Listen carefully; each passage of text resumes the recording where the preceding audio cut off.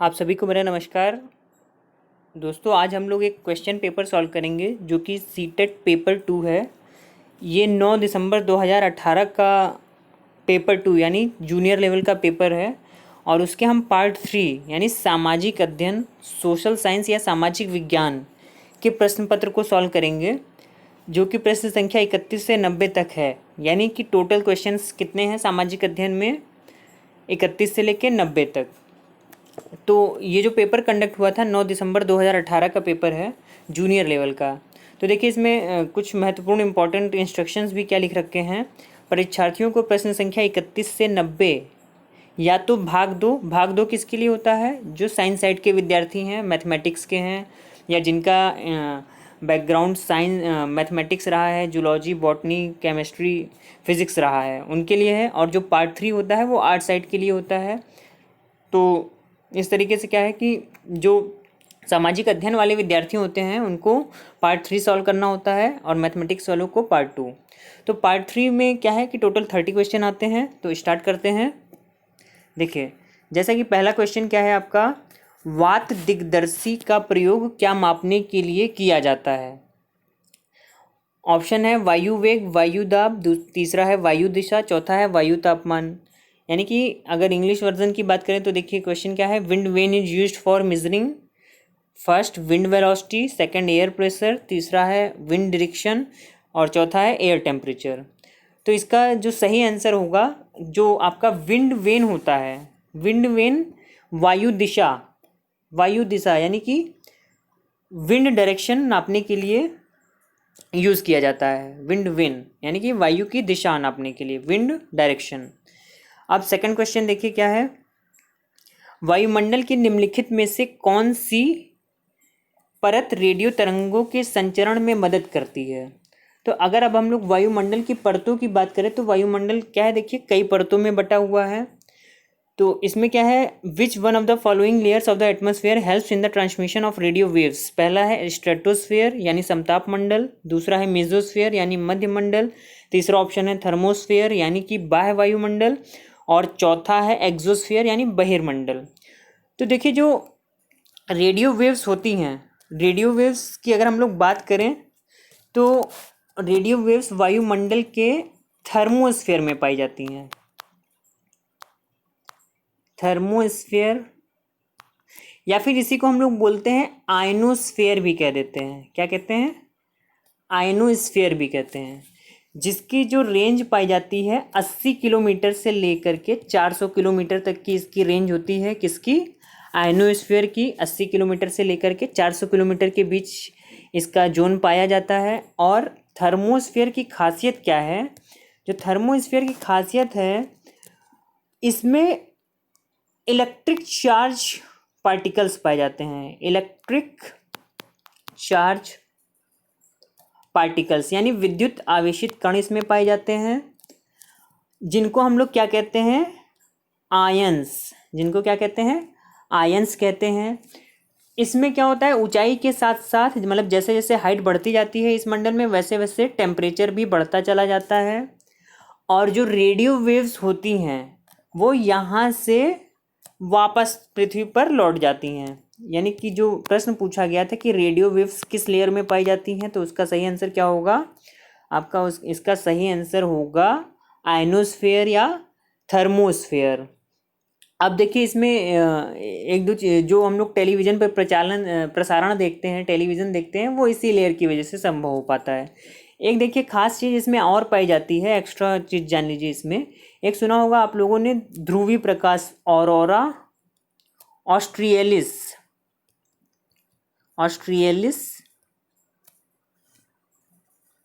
और ऑरोरा बोरियलिस। ये दो प्रकाशीय घटनाएं भी कहाँ पाई जाती हैं? इसी लेयर में पाई जाती हैं।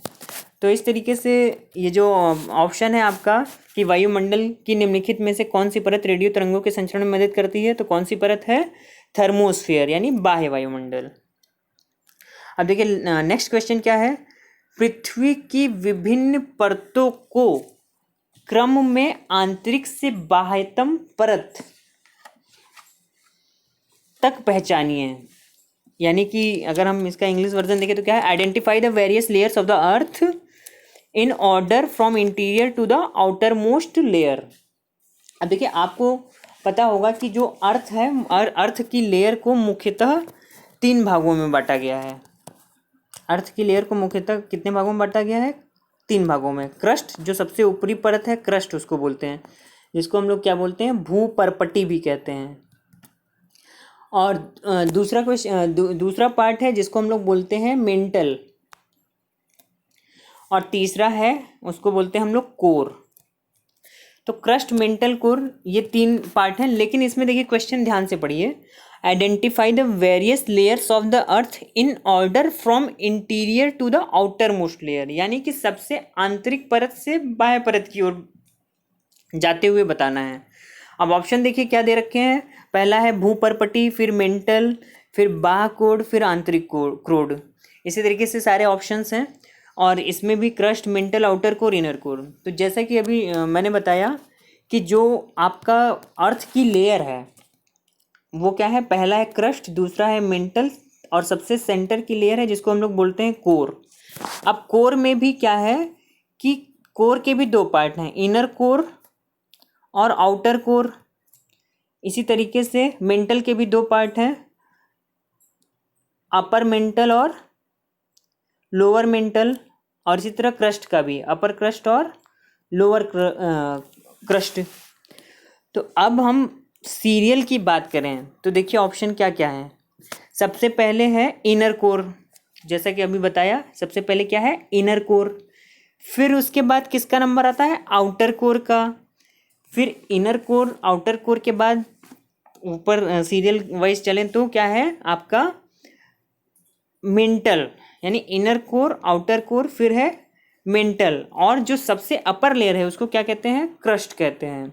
तो इस तरीके से अगर हम लोग बात करें तो कौन सा ऑप्शन सही होगा, ऑप्शन आपका 4th सही होगा, inner core, outer core, mantle and then crust. क्यों? क्योंकि ये आंतरिक से बाह्यतम पूछा है, बाह्यतम से आंतरिक पूछता उस केस में आपका ऑप्शन नंबर 1st सही होता, लेकिन आंतरिक से बाह्य पूछा है इसलिए आपका ऑप्शन नंबर 4 सही होगा। नाउ अगला देखिए क्या है क्वेश्चन। अब देखिए क्या है, दिए गए आरेख में सूर्य, पृथ्वी और चंद्रमा की स्थिति को ध्यान से देखिए और बताइए कि यह क्या दर्शाता है। यानी कि ऑब्जर्व दो carefully the location of the sun, earth and moon in the given diagram and tell what it depicts. Option क्या है, सूर्य ग्रहण, चंद्र ग्रहण, बृहत ज्वार भाटा, लघु ज्वार भाटा, solar eclipse, lunar eclipse, spring tide and neap tide. तो देखिए सूर्य ग्रहण और चंद्र ग्रहण तो आप लोगों ने अभी हाल ही में सूर्य ग्रहण हुआ है, आपको पता ही होगा कि जब सूर्य और पृथ्वी के बीच में चंद्रमा आ जाता है तो सूर्य ग्रहण हो जाता है। चंद्र ग्रहण भी ये स्थिति नहीं दर्शा रहा है। अब अगर हम ज्वार भाटा की बात करें तो देखिए एब एंड टाइड्स होते क्या हैं। तो ज्वार भाटा की जब हम बात करते हैं तो चंद्रमा एवं सूर्य की जो आकर्षण शक्तियां हैं, चंद्रमा एवं सूर्य की आकर्षण शक्तियां, यानी कि जो अट्रैक्टिव पावर हैं, उनके कारण जो सी वाटर है, सागर का जल है, वो ऊपर उठकर आगे बढ़ने लगता है। तो जो उठा वाला पार्ट होता है जब आगे बढ़ता है तो उसे ज्वार कहते हैं, और सागर की लहरें जब पीछे लौटती हैं तो उसको क्या कहते हैं हम लोग, भाटा, यानी कि टाइड एंड एब। अब देखिए ज्वार भाटा की कंडीशन क्या होती है। तो जैसा कि देखिए होता क्या है कि जो फिगर दे रखा है इसमें पृथ्वी जो कहाँ पर है, देखिए सेंटर पोजीशन पे है, सूर्य और चंद्रमा पृथ्वी के रिस्पेक्ट में एक देखिए समकोण पर मिल रहे हैं। यानी अगर हम बात करें तो इनका जो पोजीशन है ये क्या है, यहाँ पर है मून, ये है हमारा अर्थ और ये है हमारा सन। तो इनके बीच का जो डायरेक्शन बन रहा है सूर्य और चंद्रमा के बीच का, ये 90 डिग्री बन रहा है समकोण। तो अब देखिए है क्या, अब इस बात को समझिए, जब सूर्य और चंद्रमा पृथ्वी के केंद्र पर समकोण बनाते हैं, यानी कि जब सन और मून पृथ्वी के केंद्र पर क्या बना रहे हैं, समकोण। समकोण का मतलब क्या होता है, 90 डिग्री का एंगल जब बनाते हैं, ठीक है। इस स्थिति में सूर्य और चंद्रमा के आकर्षण बल एक दूसरे को संतुलित करने के प्रयास में प्रभावहीन हो जाते हैं। यानी कि जब सूर्य और चंद्रमा समकोण पर होते हैं, यानी राइट एंगल ट्रायंगल पर होते हैं, राइट एंगल पर होते हैं, तो जो सूर्य है इसका अट्रैक्टिव फोर्स और जो चंद्रमा है इसका अट्रैक्टिव फोर्स न्यूट्रल हो जाता है। यानी इन दोनों का अट्रैक्टिव फोर्स क्या हो जाता है? न्यूट्रल हो जाता है। अब जब देखिए कोई अट्रैक्टिव फोर्स ही नहीं लग रहा है तो इस वजह से दिन में निम्न ज्वार उत्पन्न होता है। निम्न ज्वार, निम्न ज्वार। यानी कि अब ऑप्शन पर आइए, देखिए क्या है कि सूर्य और चंद्रमा 90 डिग्री का एंगल बना रहे हैं पृथ्वी के केंद्र से, तो इसमें ऑप्शन दे रखा है लघु ज्वार भाटा यानी नेप टाइड। तो कौन सा ऑप्शन सही होगा? Neap tide. बृहत ज्वार भाटा देखिए कब आता है, या स्प्रिंग टाइड कब आता है, इसको भी समझ लीजिए। तो स्प्रिंग टाइड की हम बात करें तो स्प्रिंग टाइड जो आपका आता है जब आपका अमावस्या और पूर्णिमा के दिन चंद्रमा, सूर्य और पृथ्वी जब एक सीध में आ जाते हैं, यानी सन, अर्थ और मून जब एक ही सीध में आ जाते हैं, यानी स्ट्रेट लाइन में, स्ट्रेट लाइन में, तो उस कंडीशन में क्या होता है? उस कंडीशन में उच्च ज्वार आता है, यानी बृहत ज्वार भाटा। तो इस हिसाब से इस क्वेश्चन का आंसर क्या होगा? लघु ज्वार भाटा, नेप टाइड। अब देखिए अगला क्वेश्चन क्या है। जब नदी मैदान में प्रवेश करती है तो यह मुड़ जाती है और बड़े मोड़ बनाकर बहती है। When the river enters the plain, it bends and flows, forming large bends known as what? लीवी, तटबंध, फ्लड प्लेन, बाढ़ का मैदान, मिएंडर, विसर्प, ऑक्सबो लेक, चाप झील। तो देखिए जब कोई भी नदी पहाड़ से मैदान में प्रवेश करती है तो देखिए उसका जो स्वरूप है नदियों का ऐसा हो जाता है, मतलब इस टाइप का, बहुत बड़े बड़े मोड़ आ जाते हैं। तो ये जो बहुत बड़े बड़े मोड़ हैं इन्हें हम कहते हैं मिएंडर्स। क्या कहते हैं? मिएंडर। मिएंडर का मतलब विसर्प। और यहीं पर कभी कभी गोखुर झीलें बन जाती हैं, ये भी आप लोगों ने पढ़ा होगा। तो इस हिसाब से क्या ऑप्शन सही होगा आपका? जब नदी मैदान में प्रवेश करती है तो यह मुड़ जाती है और उस मुड़े हुए भाग को क्या कहते हैं? विसर्प, मिएंडर, यानी कि ऑप्शन नंबर 3। अब देखिए अगला क्वेश्चन क्या है। अधिकांश दुर्गम क्षेत्रों में आपदाओं के समय लोगों को बचाने और भोजन, जल, कपड़े एवं दवाओं को वितरित करने के लिए यातायात का कौन सा संसाधन उपयोगी है? बेहद। Which means of transport is extremely useful in most inaccessible areas and in time of calamities for rescuing people and distributing food, water, clothes and medicine। तो आप सिंपल सा देखिए, बहुत सिंपल सा क्वेश्चन है कि जब भी कभी कोई भी दुर्गम आपदा आती है और दुर्गम क्षेत्रों में बहुत भयानक आपदाएं आती हैं तो उस केस में सड़क, रेल और जल मार्ग से तो सुविधाएं नहीं पहुंचाई जा सकती। यानी कि इसका सिंपल सा आंसर क्या है कि वायु मार्ग, Airways is the best way for helping others. अगला क्वेश्चन देखिए क्या है। भूगोल की वह शाखा जो विशिष्ट मानव जनसंख्या की संरचना के विषय से संबंधित है कहलाती है। यानी कि भूगोल की वह शाखा, the branch of geography which deals with composition of a particular human population is called. First है आपका ऑप्शन अर्बन जियोग्राफी, दूसरा है बायो जियोग्राफी, तीसरा है डेमोग्राफी, चौथा है ह्यूमन जियोग्राफी। यानी नगरीय भूगोल, जैव भूगोल, जनसांख्यिकी और मानव भूगोल। तो इसका जो ऑप्शन सही होगा ये होगा आपका डेमोग्राफी, जनसांख्यिकी। यानी कि जिसमें हम मानव जनसंख्या की संरचना की बात करते हैं उस हम किसके अंतर्गत करते हैं? डेमोग्राफी के अंतर्गत, जनसांख्यिकी के अंतर्गत। अब देखिए नेक्स्ट क्वेश्चन क्या है। सूर्य अभिकथन है, असर्शन है, सूर्य गुजरात में अरुणाचल प्रदेश से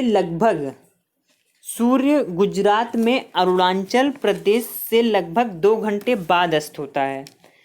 कारण क्या है? अरुणाचल प्रदेश गुजरात की तुलना में उच्च अक्षांश पर स्थित है। यानी कि the sun sets in Gujarat about 2 hours after Arunachal Pradesh. Reason, Arunachal Pradesh is on a higher latitude than Gujarat. तो अगर हम बात करें तो जो पहला कथन है वो क्या कह रहा है कि सूर्य गुजरात में अरुणाचल प्रदेश से लगभग 2 घंटे बाद अस्त होता है गुजरात में। तो इससे पहले देखिए दोनों की स्थिति जाननी जरूरी कि गुजरात और अरुणाचल प्रदेश ये भारत के समझ लीजिए कि वेस्टर्न मोस्ट स्टेट और ईस्टर्न मोस्ट स्टेट हैं। यानी कि अगर हम डायरेक्शन बनाएं तो ये है ईस्ट, ये है वेस्ट। तो गुजरात कहाँ पर है? भारत के पश्चिम में। अरुणाचल प्रदेश कहाँ है? भारत के पूर्व में। तो इनकी जो पोजीशन है वो क्या है?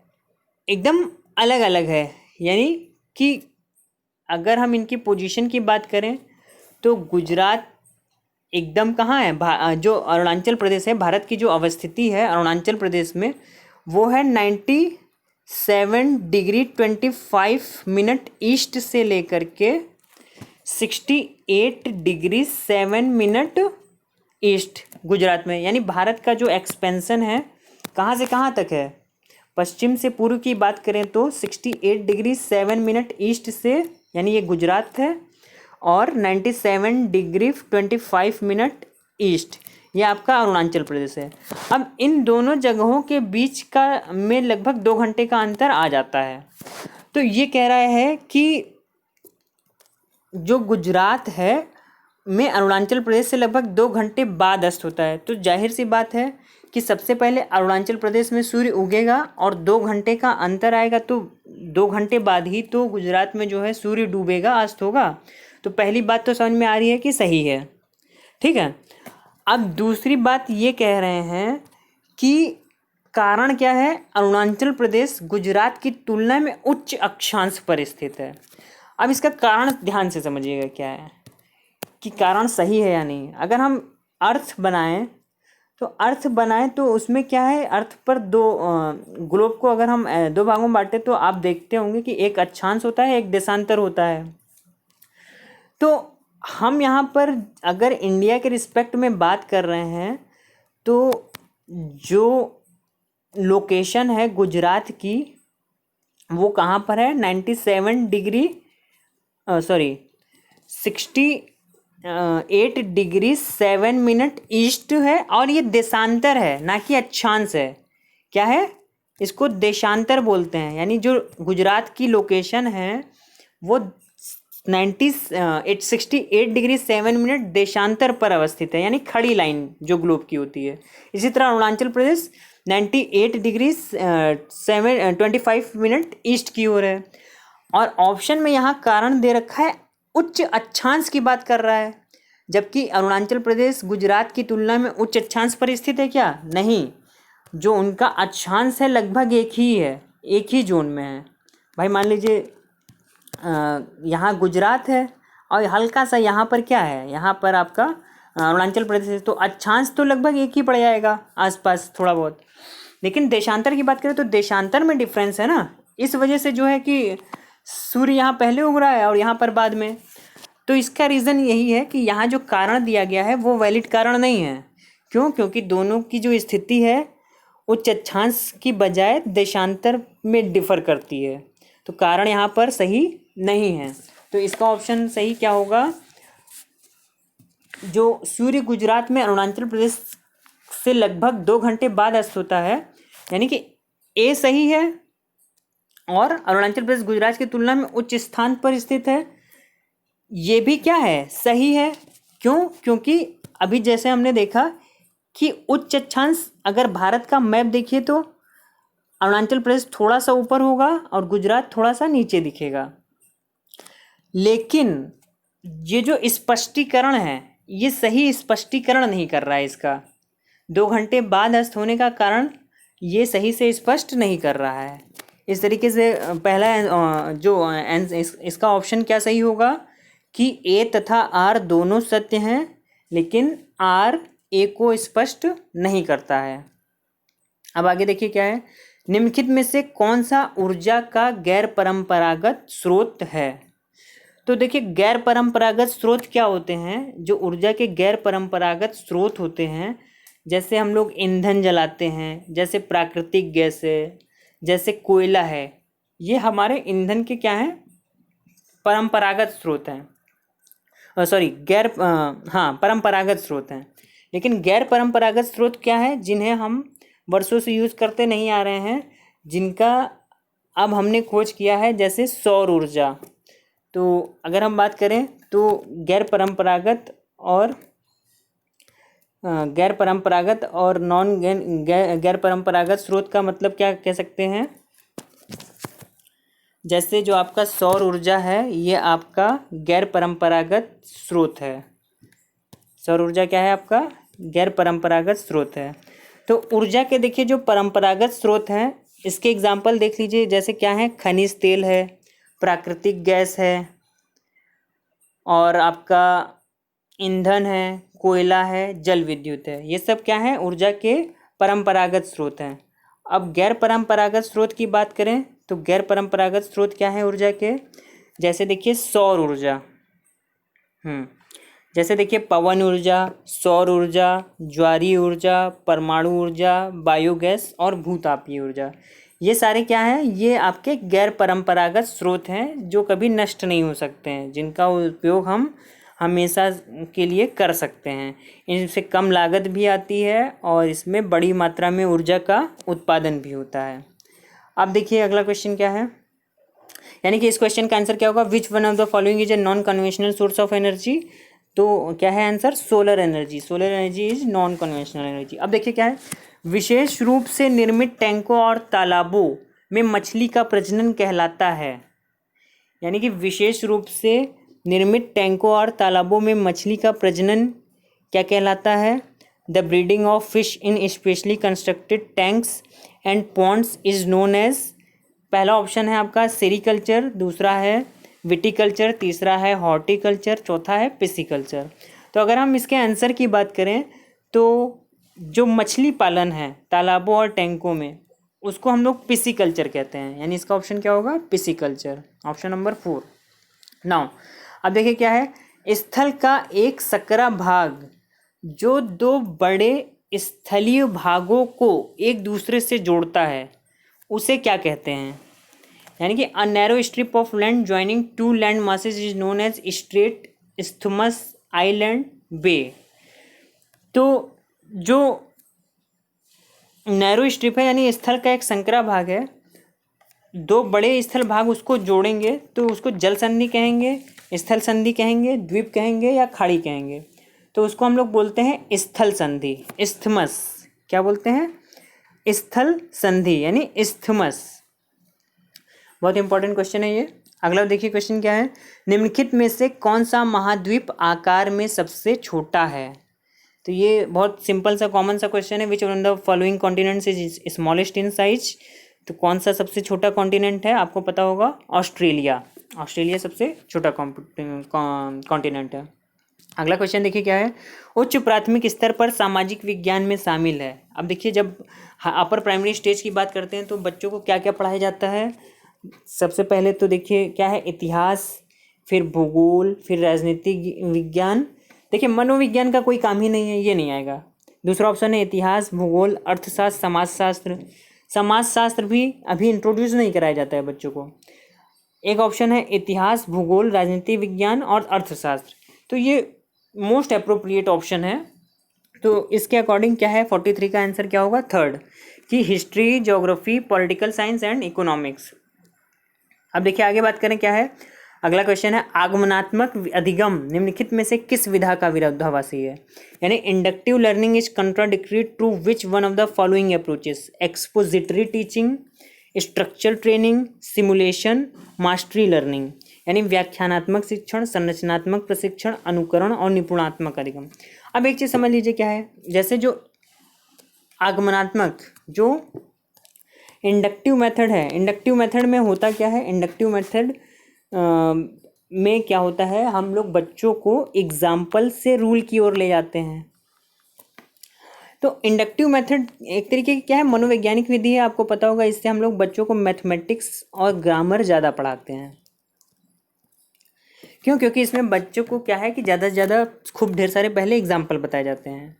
अब इसको समझ के देखिए तो इसमें प्रैक्टिस ज़्यादा है, मेहनत ज़्यादा है। बच्चे स्ट्रक्चर ट्रेनिंग करेंगे, सिमुलेशन भी करते हैं क्योंकि एग्जाम्पल्स बताए जाते हैं बच्चों को बहुत ढेर सारे, और मास्टरी लर्निंग, यानी कि जब बहुत ढेर सारे बच्चों को एग्जाम्पल बताए और करवाए जाते हैं तो उससे उनमें मास्टरी आती है। यानी कि ये तीनों तो एक जैसे लग रहे हैं, जो कि इंडक्टिव लर्निंग का साथ दे रहे हैं। अब क्या व्याख्यान में केवल क्या है, केवल व्याख्या कर देना, तो क्या इस तरीके का शिक्षण इंडक्टिव लर्निंग का विरोधाभासी नहीं होगा? बिल्कुल होगा, क्योंकि इंडक्टिव लर्निंग में बहुत ढेर सारी प्रैक्टिसेस हैं और व्याख्यान में, एक्सपोजिटरी टीचिंग में केवल लेक्चर है। तो इस तरीके से इसका कौन सा ऑप्शन सही होगा? 44 का फर्स्ट, व्याख्यानात्मक शिक्षण। अब अगला क्वेश्चन देखिए क्या है, कथन दिए गए हैं। पहला कथन है, आलोचनात्मक सोच धारणाओं के निर्माण तथा विचारों के अनुप्रयोग को बढ़ावा देती है।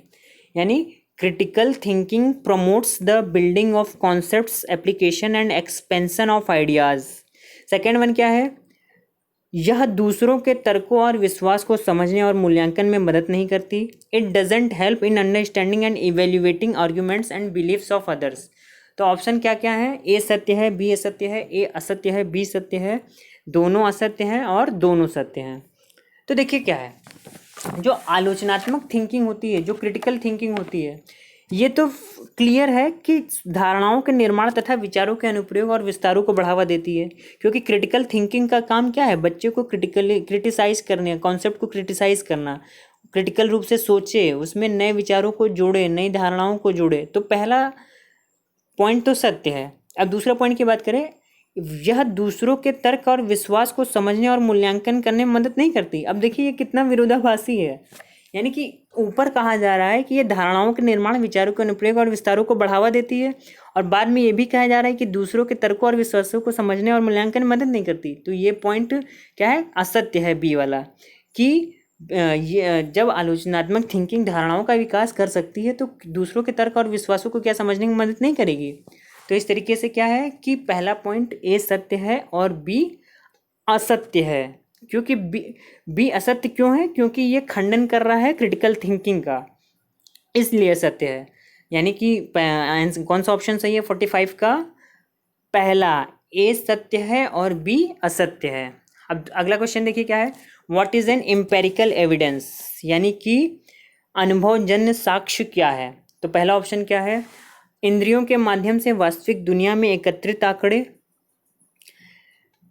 या दूसरा है अनुसंधान के लिए एक संख्यात्मक दृष्टिकोण, तीसरा है मैट्रिक इकाइयों में मापे गए आंकड़े, चौथा है आंकड़ों के संग्रह के विश्वसनीय तरीकों का उपयोग कर एकत्रित आंकड़े।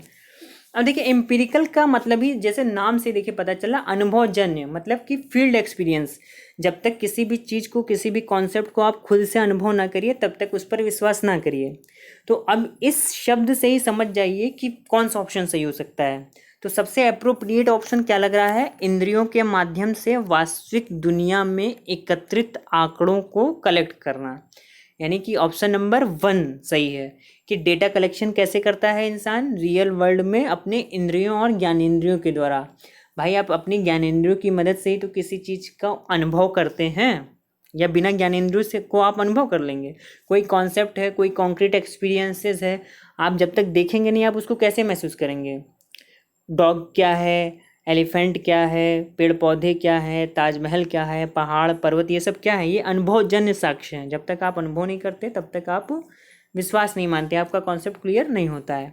अब अगला देखिए क्या है, भौतिक विशेषताओं के मॉडल प्रतिकृतियाँ डैश शिक्षण के लिए सबसे अधिक उपयुक्त हैं। यानी द मॉडल्स या replicas of physical features are most suitable for teaching.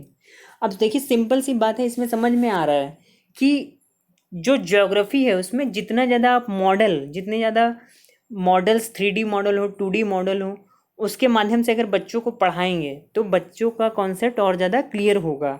अर्थशास्त्र और इतिहास शास्त्र में हम मॉडल का यूज़ नहीं कर सकते, राजनीति विज्ञान में नहीं यूज़ कर सकते। यानी जो मॉडल का यूज़ है बेस्ट अप्रोप्रिएट किसके लिए है? भूगोल के लिए। यानी ऑप्शन नंबर कौन सा सही होगा? Option number 3। अब नेक्स्ट क्वेश्चन देखिए क्या है, स्थानीय समाचार पत्र से मौसम की जानकारी का संग्रह किस प्रकार का स्रोत है, यानी the collection of weather information from the local newspaper is an example of which type of source. अब देखिए क्या है, प्राथमिक है, द्वितीयक है, तृतीयक है, या प्राथमिक और तृतीयक दोनों है। तो सिंपल सी बात है कि ये प्राथमिक या प्राइमरी सोर्स तो नहीं हो सकता। क्यों? क्योंकि प्राइमरी सोर्स तो हमें जो मौसम विभाग यानी कि जो मेट्रोलॉजिकल डिपार्टमेंट हमें प्रोवाइड करता है। प्राइमरी सोर्स तो वो है ना जो रियल डेटा कलेक्ट करते हैं by the help of satellites, by the help of statistics. तो ये तो प्राइमरी सोर्स हो गया। उन्हीं प्राइमरी सोर्स को कौन गैदर करता है? न्यूज़पेपर वाले, टीवी चैनल वाले। तो अब देखिए क्वेश्चन क्या लिखा है, the collection of weather information from the local newspaper is an example of which type of source. यानी कि सबसे पहले आईएमडी ने, भारत की एक संस्था ने, मौसम विज्ञान केंद्र ने डेटा रिलीज कर दिया कि हाँ आज बारिश होगी, कल बारिश होगी। अब उस डेटा को किसने लिया? न्यूज़पेपर वाले ने। यानी कि अब न्यूज़पेपर से आपके पास डेटा आ रहा है मौसम की जानकारी, तो ये प्राइमरी सोर्स है या सेकेंडरी? ये है सेकेंडरी सोर्स। ओके नाउ, यानी कि इसका ऑप्शन क्या है 48 का 2, यानी कि ये सेकेंडरी सोर्स है। अब 49 क्वेश्चन देखिए क्या है, सीखने की अक्षमता वाले शिक्षार्थी किस प्रकार की कक्षा में अन्य छात्रों के साथ सीखते हैं, यानी in which type of classroom the students with learning disabilities learning along other students. Simple सी बात है, बहुत सिंपल सा क्वेश्चन है। अब देखिए आज का दौर कैसा चल आने वाला है, इंक्लूसिव एजुकेशन का, समावेशी शिक्षा की बात हो रही है। तो इसका ऑप्शन क्या सही होगा कि समावेशी शिक्षा। मतलब समावेशी शिक्षा में वो सारे बच्चों को पढ़ाया जाता है जो कि समाज की मुख्य धारा से जुड़े नहीं होते हैं, जो कि सामान्य बच्चों की लाइन में नहीं है। उनको सामान्य बच्चों के साथ एक साथ बैठाकर एक ही क्लासरूम में पढ़ाना क्या है? समावेशी शिक्षा है। अब देखिए क्या है 50 क्वेश्चन, निम्नलिखित सिद्धांत किसने दिया है? अब ध्यान से पढ़िएगा। सभी बच्चे विकास के समान अनुक्रम से गुजरते हैं लेकिन विभिन्न दरों से, इसलिए शिक्षक को पूरी तरह से कक्षा के लिए नहीं बल्कि व्यक्तिगत बच्चे और छोटे समूहों के लिए गतिविधियों की योजना बनानी चाहिए।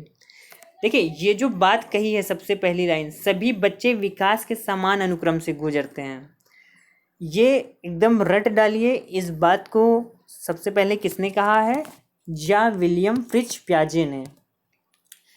इनका पूरा नाम क्या था? ज्या विलियम फ्रिच प्याजे ने ये बात कही है कि बच्चों का जो विकास होता है एक अनुक्रम से होता है, और इनकी स्टेजेस भी आपको पता ही है। पहला है कॉन्क्रीट ऑपरेशनल स्टेज, दूसरा है प्री ऑपरेशनल स्टेज, तीसरा है आपका पहला है आपका सेंसरी मोटर स्टेज, माफ़ कीजिएगा, पहला है आपका सेंसरी मोटर स्टेज, दूसरा है प्री ऑपरेशनल स्टेज, तीसरा है कॉन्क्रीट ऑपरेशनल स्टेज, और चौथा है आपका फॉर्मल ऑपरेशनल स्टेज।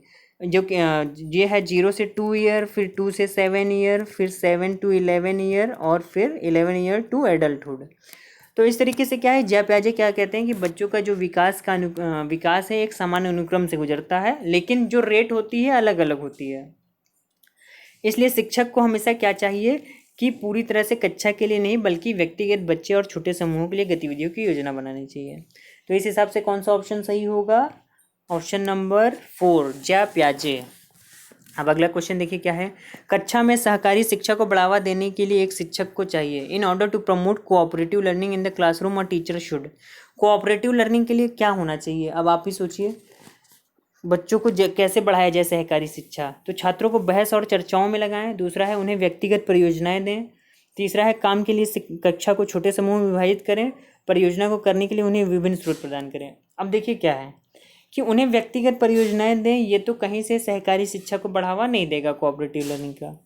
अगला है काम के लिए कक्षा को छोटे समूह में विभाजित करें। छोटे समूह में भी विभाजित करेंगे तो भी सहकारी शिक्षा नहीं हो पाएगी।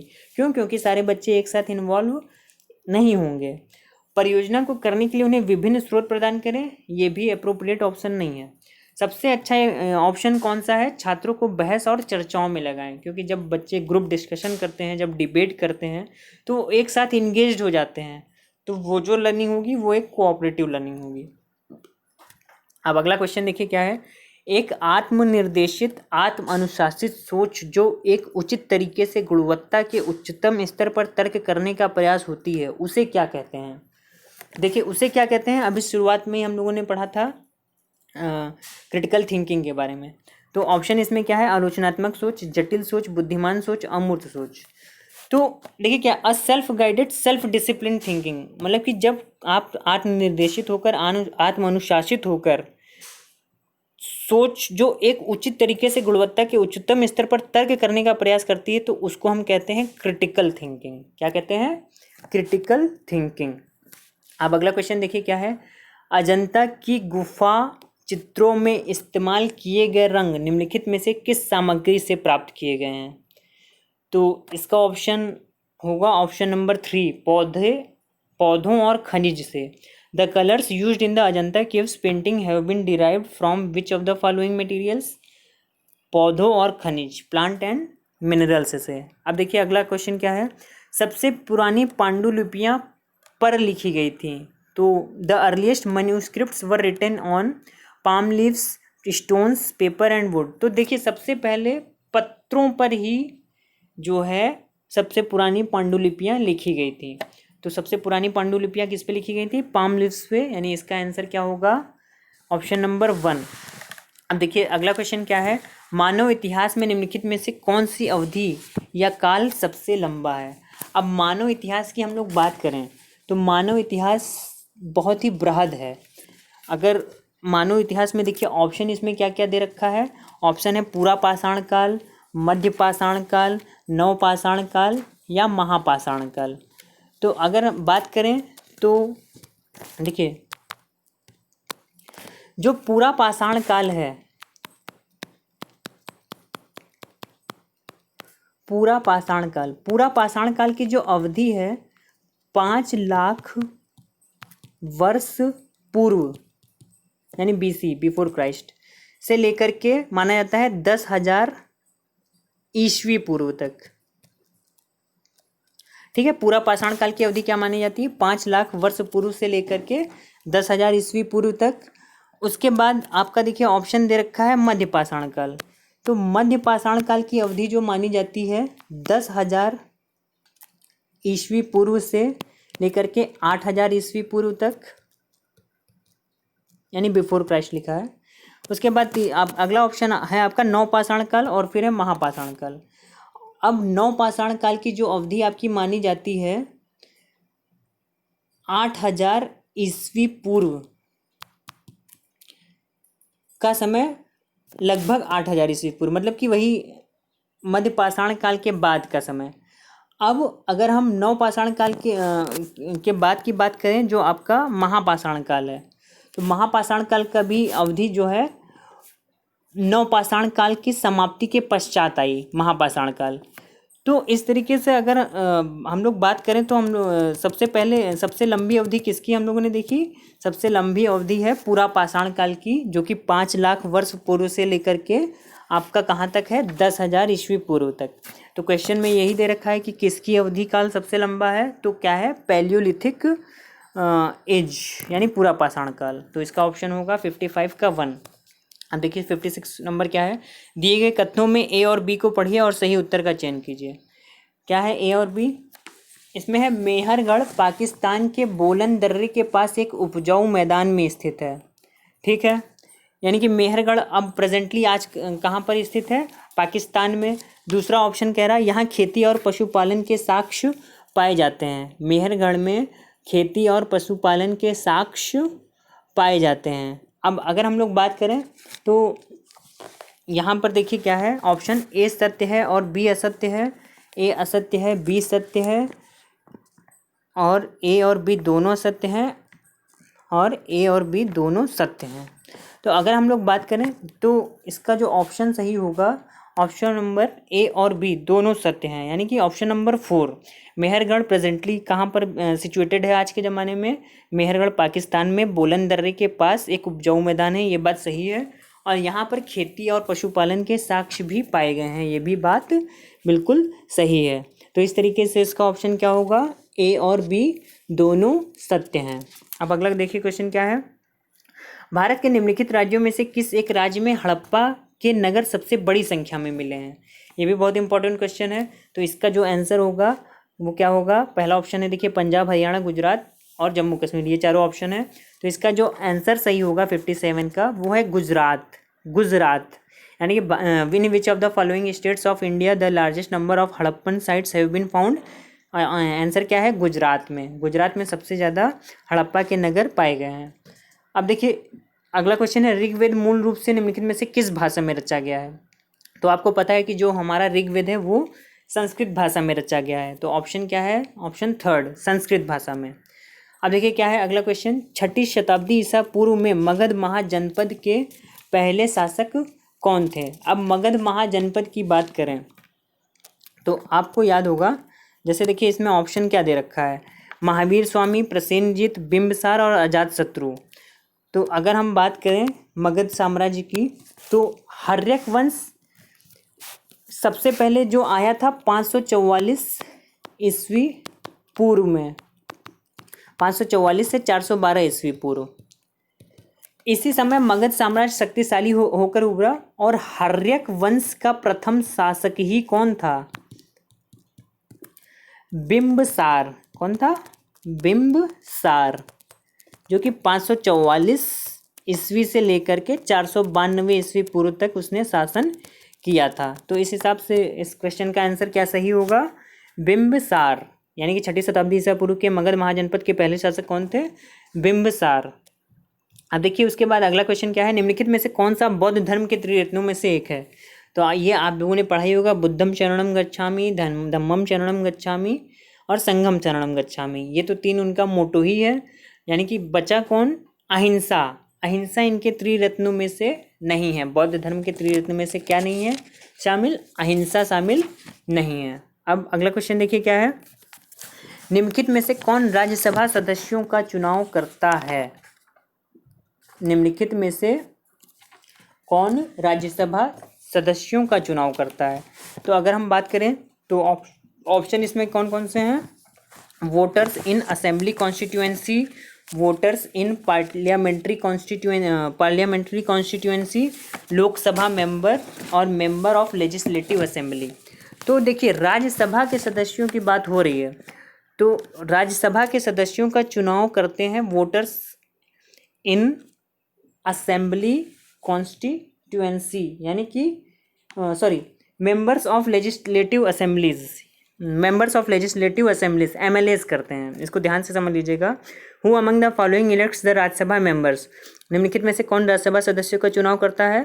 तो चौथा ऑप्शन है मेंबर्स ऑफ लेजिस्लेटिव असेंबलीज यानी MLAs, विधानसभा के सदस्य या विधायक जिनको हम कहते हैं, वो राज्यसभा के सदस्यों का चुनाव करते हैं। अगला क्वेश्चन क्या है, भारत द्वारा निम्नलिखित में से किस शासन प्रणाली को अपनाया गया था? तो देखिए जो भारत की शासन प्रणाली है वो ऑप्शन इसमें क्या क्या है, संसदीय और एकात्मक, राष्ट्रपति और संघीय, राष्ट्रपति और एकात्मक, और चौथा है संसदीय और संघीय। तो ये एकदम अच्छे से याद कर लीजिएगा कि जो भारत की शासन प्रणाली है वो कैसी है, वो आपका है संसदीय और संघीय, यानी कि पार्लियामेंट्री एंड फेडरल, P&F, संसदीय एंड संघीय। जैसा कि देखिए अनुच्छेद 1 आर्टिकल 1 में क्या कहा गया है, इंडिया अर्थात भारत क्या है, भारत राज्यों का एक संघ होगा, राज्यों का एक संघ होगा। भारत अर्थात इंडिया राज्यों का एक संघ होगा। अब वर्तमान में देखिए इस समय भारत में कितने राज्य हैं? वर्तमान में भारत में 28 राज्य और 9 यूनियन टेरिटरीज हो गई हैं। तो इसके अकॉर्डिंग आंसर कौन सा सही होगा? संसदीय और संघीय, पार्लियामेंट्री एंड फेडरल। अगला देखिए क्वेश्चन क्या है, अनुसूचित जातियों के लिए कितने संसदीय निर्वाचन क्षेत्र आरक्षित हैं? तो इसका ऑप्शन होगा ऑप्शन नंबर 2, 84। अनुसूचित जातियों के लिए 84 संसदीय निर्वाचन क्षेत्र आरक्षित किए गए हैं। 64 क्वेश्चन क्या है, भारत में अस्पृश्यता प्रथा के कारण निम्नलिखित में से किस मौलिक अधिकार का उल्लंघन किया जाता है? यानी कि which one of the following fundamental rights is violated due to practice of untouchability in India. यानी कि अस्पृश्यता का मतलब क्या है? छुआछूत। तो ये समानता का अधिकार का उल्लंघन है, या स्वतंत्रता का अधिकार है, या शोषण के विरुद्ध अधिकार है, या संवैधानिक उपचारों का अधिकार है? तो देखिए छुआछूत क्या है, भारत में सबको समानता का अधिकार दिया गया है, यानी किसी से भेदभाव नहीं। किस आधार पर? धर्म, लिंग, जाति, वंश के आधार पर भारत में आप किसी भी नागरिक से भेदभाव नहीं कर सकते हैं। क्यों? क्योंकि हमारा जो आर्टिकल 14 से लेकर के आर्टिकल जो हमारे संविधान का भाग 3 है, जो हमारे संविधान का भाग 3 है, जो कि मौलिक अधिकारों की बात करता है, और जो कि अनुच्छेद 12 से लेके 35 तक है, उसमें एक है समानता का अधिकार, जिसको अनुच्छेद 14 से 18 के बीच रखा गया है। उसमें अनुच्छेद 17, उसमें आपका अनुच्छेद 17 ये कहता है कि अस्पृश्यता का अंत, यानी कि अस्पृश्यता का अंत किसके अंतर्गत आ रहा है? समानता के अधिकार के अंतर्गत। यानी कि ऑप्शन कौन सा सही होगा? 64 का 1 ना। अगला देखिए क्या है, भारत के संविधान के अनुसार निम्नलिखित में से कौन सा मौलिक अधिकार नहीं है? भारत के संविधान के अनुसार अब देखिए शिक्षा का अधिकार, ये तो आर्टिकल 21 में ही बात की गई है कि शिक्षा का अधिकार क्या है, बहुत मस्ट है, ये मौलिक अधिकार है। शोषण के विरुद्ध अधिकार, राइट टू अगेंस्ट एक्सप्लॉयटेशन, ये भी क्या है आपका मौलिक अधिकार है। धर्म की आज़ादी का अधिकार, ये भी आपका क्या है मौलिक अधिकार है। अब देखिए संपत्ति का अधिकार, यानी कि संपत्ति का अधिकार अनुच्छेद 19 में 19F में जो जोड़ा गया था, उसे 1951 में ही उसका संशोधन कर दिया गया, और अब संपत्ति का अधिकार जो है हमारा मूल अधिकार या मौलिक अधिकार नहीं रहा। यानी कि संपत्ति का अधिकार अनुच्छेद 19F में बात की गई है, अब ये हमारा मौलिक अधिकार नहीं है। तो इस हिसाब से आंसर क्या सही होगा? संपत्ति का अधिकार, 65 का 4th पार्ट। नेक्स्ट देखिए क्या है, अस्पृश्यता के आधार पर भेदभाव को संदर्भित करती है। यानी अस्पृश्यता का मतलब क्या है? वंश के आधार पर अस्पृश्यता, या लिंग के आधार पर, या जाति के आधार पर। यानी कि ये क्या है, अस्पृश्यता जाति के आधार पर भेदभाव को संदर्भित करती है। अभी जस्ट हमने पढ़ा आर्टिकल 17 क्या कहता है, अस्पृश्यता का अंत, यानी जाति के आधार पर अस्पृश्यता का अंत होना चाहिए। अब देखिए क्या है, अगला है 67, मुख्यमंत्री की नियुक्ति कौन करता है? तो मुख्यमंत्री की नियुक्ति कौन करता है? मुख्यमंत्री की नियुक्ति करते हैं राज्यपाल। मुख्यमंत्री की नियुक्ति कौन करते हैं? राज्यपाल करते हैं। राज्यपाल की नियुक्ति कौन करता है? राज्यपाल की नियुक्ति करते हैं राष्ट्रपति। राज्यपाल की नियुक्ति कौन करता है? राष्ट्रपति करता है। राज्यपाल की नियुक्ति राष्ट्रपति करता है। Option number 4। प्रधानमंत्री का चुनाव कौन करता है? प्रधानमंत्री का चुनाव कौन करता है? सांसद, केवल एमपीज, सांसद और विधायक नहीं। देखिए 2 ऑप्शन इसमें है, लेकिन प्रधानमंत्री का चुनाव केवल सांसद करते हैं। अब नेक्स्ट क्वेश्चन क्या है, देखिए निम्नलिखित में से किसको भारत का पहला नागरिक कहा जाता है? आप सभी को पता है कि राष्ट्रपति को भारत का पहला नागरिक कहा जाता है। निम्नलिखित में से किसको भारत में राज्य का पहला नागरिक कहा जाता है? राष्ट्रपति। निम्नलिखित में से किसको भारत में राज्य का पहला नागरिक कहा जाता है? अब ध्यान से क्वेश्चन समझिए, राज्य का पहला नागरिक कौन होगा? राज्यपाल, यानी ऑप्शन नंबर 3। वर्तमान में कौन सी लोकसभा है? 16वीं लोकसभा। यानी कि ये उस समय का क्वेश्चन है जब ये पेपर बना था। अब देखिए क्या है, भारत का वर्तमान राष्ट्रपति कौन है? भारत का वर्तमान राष्ट्रपति इस समय कौन है? रामनाथ कोविंद जी। अगला देखिए क्या है, भारत के संविधान में निम्नलिखित में से किसका उल्लेख नहीं किया गया है? तो भारत के संविधान में राज्यों और केंद्र शासित प्रदेशों के नाम का उल्लेख किया गया है। Names of the state and union territories, structure of the government की भी बात की गई है, राइट ऑफ द सिटीजन्स की भी बात की गई है। केवल किसकी बात नहीं की गई है? Names of the political parties, राजनीतिक दलों के नाम की बात नहीं की गई है। यानी 74 का तीसरा सही होगा। 75वां क्या है, राज्यसभा में सदस्यों को कौन नामांकित करता है? बहुत कॉमन क्वेश्चन है। राज्यसभा में सदस्यों को राष्ट्रपति नामांकित करते हैं, पहला ऑप्शन सही है। निम्नलिखित में से कौन भारत की संविधान सभा का अध्यक्ष था? तो भारत की संविधान सभा का अध्यक्ष कौन था? तो संविधान सभा का अध्यक्ष कौन था? डॉक्टर राजेंद्र प्रसाद। बहुत ही इंपॉर्टेंट क्वेश्चन है, बहुत बार पूछा जाता है। तो भारत की संविधान सभा का अध्यक्ष कौन था? Doctor Rajendra Prasad. Next question आपका है कि निम्नलिखित में से कौन भारत का एकमात्र भारतीय गवर्नर जनरल था? तो भारत का एकमात्र भारतीय गवर्नर जनरल है doctor C Rajagopalachari, option number 4, 77 का 4, डॉक्टर सी राजगोपालाचारी। अब देखिए अगला क्वेश्चन है, भारत का संविधान कब अपनाया गया था? तो भारत का संविधान कब अपनाया गया था, बहुत ही इंपॉर्टेंट क्वेश्चन है और इसमें कन्फ्यूज़न भी हो जाती है सबको। भारत का संविधान, पहला ऑप्शन है 15 अगस्त 1947, 26 नवंबर 1947, 26 नवंबर 1949 या फिर 26 नवंबर 1950। तो भारत का संविधान 26 नवंबर 1949 को अपनाया गया था, ऑप्शन नंबर 3, 78 का ऑप्शन नंबर 3, 26 नवंबर 1949 को भारत का संविधान अपनाया गया था। अगला क्वेश्चन देखिए क्या है, निम्नलिखित में से किसने भारत की रियासतों को एकीकृत करने में निर्णायक भूमिका निभाई थी? मोस्ट कॉमन क्वेश्चन है, हमेशा पूछा जाता है, सरदार वल्लभ भाई पटेल ने। अगला क्वेश्चन देखिए क्या है, निम्नलिखित में से कौन भारत के संविधान की समवर्ती सूची के मामलों में कार्य करता है? तो समवर्ती सूची देखिए, जो कॉन्करेंट लिस्ट है, कॉन्करेंट लिस्ट, समवर्ती सूची जो है वो अगर हम बात करें तो इसमें जो है कि दोनों का अधिकार होता है। दोनों का अधिकार का मतलब, समवर्ती सूची की बात किसमें की गई है ये भी जान लीजिए। समवर्ती सूची की बात की गई है 7वीं अनुसूची में, 7th शेड्यूल में, जिसमें सेंट्रल लिस्ट यानी संघ सूची और स्टेट लिस्ट राज्य सूची और तीसरा है समवर्ती सूची जिसको हम कंकरेंट लिस्ट कहते हैं। तो कंकरेंट लिस्ट, अब देखिए क्वेश्चन यहाँ पर आइए देखिए क्या है, कॉन्करेंट लिस्ट यानी कि संविधान के समवर्ती सूची के मामले में दोनों को अधिकार है, किसको? केंद्र सरकार और राज्य सरकार दोनों को, यानी कि ऑप्शन नंबर फर्स्ट, 80 का फर्स्ट। 81 है आपका, निम्नलिखित में से कौन भारत की संविधान सभा में मसौदा समिति के अध्यक्ष थे, यानी कि chairman of drafting committee in constituent assembly of India? तो डॉक्टर भीमराव अंबेडकर जी। 81 का second, doctor BR Ambedkar ji मसौदा समिति के अध्यक्ष थे। अगला है आपका, 18वीं सदी में किसके नेतृत्व में बंगाल धीरे धीरे मुगल नियंत्रण से अलग हो गया था? तो देखिए बंगाल में उस समय का जो शासक था, उस समय का शासक था मुर्शिद कुली खान।